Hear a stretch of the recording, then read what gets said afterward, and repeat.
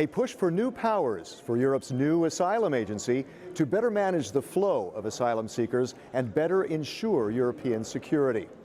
Hello and welcome to People First, the EPP Group's monthly program on issues with impact on people like you.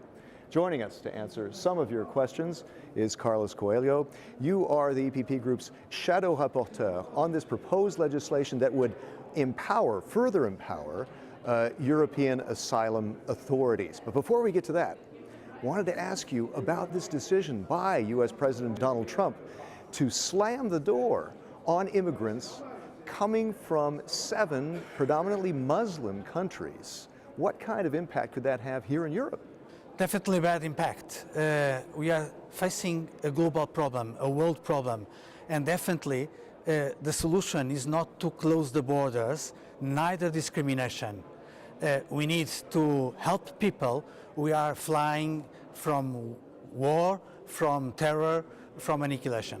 And this is something that Europe is also struggling with, and this proposed legislation is supposed to make it better, not only for Europeans, but also for the asylum seekers. Let's take a closer look at that in the details in our report.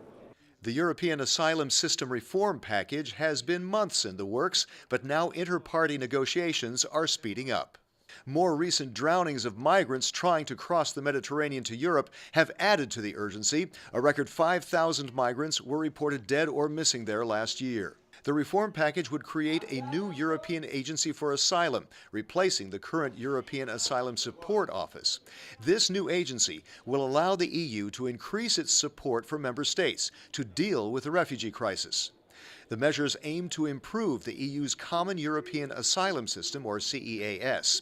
They include a monitoring system to assess compliance by member states. That's to ensure asylum seekers are properly registered and processed. The reform package deals with how asylum seekers are distributed among EU member states, and it allows the EU to intervene in an emergency when a member state is unable to deal with the flow of migrants entering its territory. Some of these issues are rather delicate, and they depend on how much solidarity that we can get from EU member states. How much hope do you have that we can see more solidarity? Definitely we need more solidarity, not only between member states, but between member states and European institutions, and between member states and European agencies. That's why we need a stronger agency for asylum, with means to help member states to deliver a good welcome to refugees. Okay, and let's first go to our first Vox Pop question, this one having to do with the deadly drama in the Mediterranean.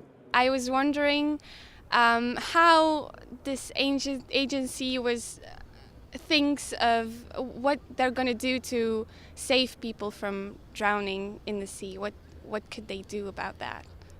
Okay, a question on how this new agency actually could help to better take care of the migrants and prevent them from drowning in the Mediterranean.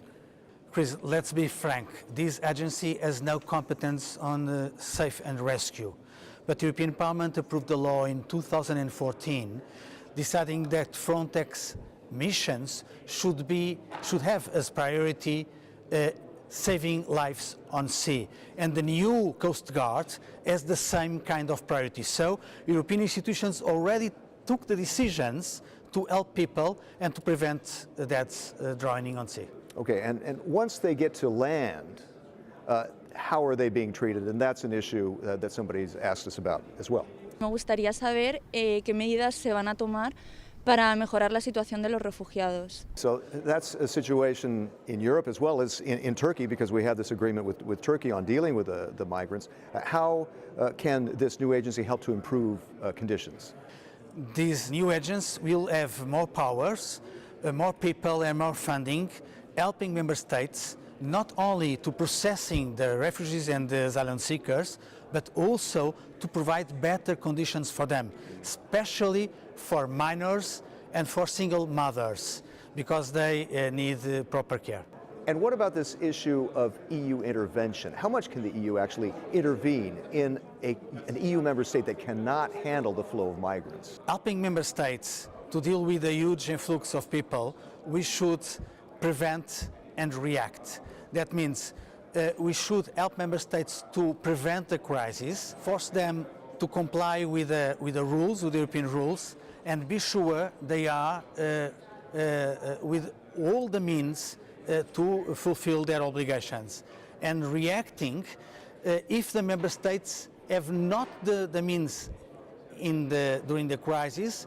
The agency should supply the member states with 500 people and all the means and the fundings the new asylum will have. Somebody might come back and say this is a sovereignty issue, that the EU should not intervene. What do you think?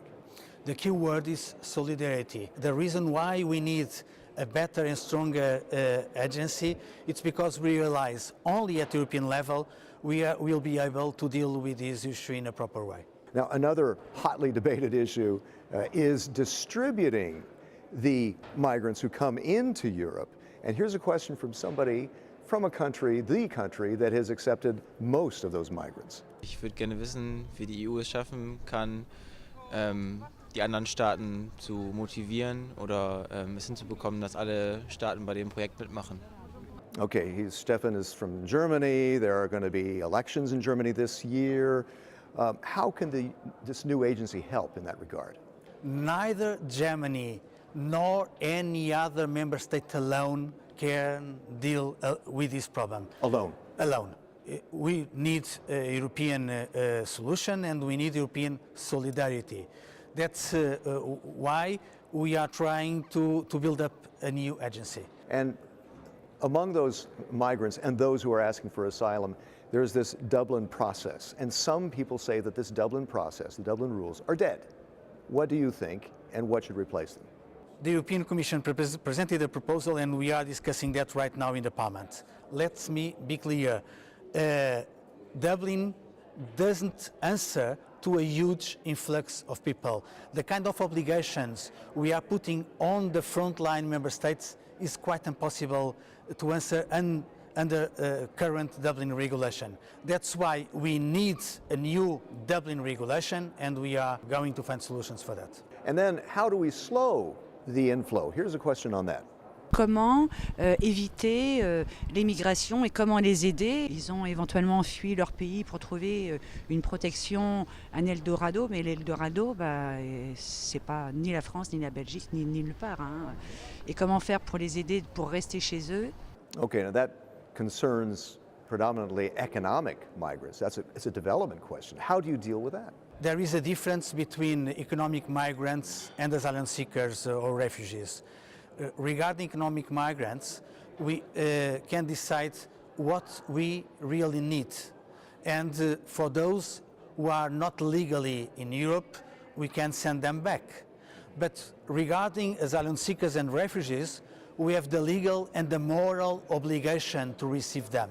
And that's what we should do. And that concerns countries like Syria. Here's a question on that. My question is more about migrants who are in exile in our country, avoiding their own country who's in war. So why don't you just do something to fix their countries, like real international help? So that's really what set off this migrant crisis. Is Europe powerless? Europe is not powerless, but we cannot address the problem alone. It's a problem for the international community and there is different agendas. For instance, Mr. Putin's and Russia policy for Syria is completely different. Europe, however, remains the biggest donor in humanitarian aid. And that's something we should be proud of because there is no other way to solve the problem or to decrease the flow of refugees either than trying to solve the problems at the origin. Because without that funding, things would be a lot worse, obviously. Definitely. Carlos Coelho, thanks for being our point man on migration today and on asylum. Your job is far from over. Thanks very much for joining us on People First. Find out more about the activities of the largest political force in Parliament by checking eppgroup.eu. Until next time, thanks for watching.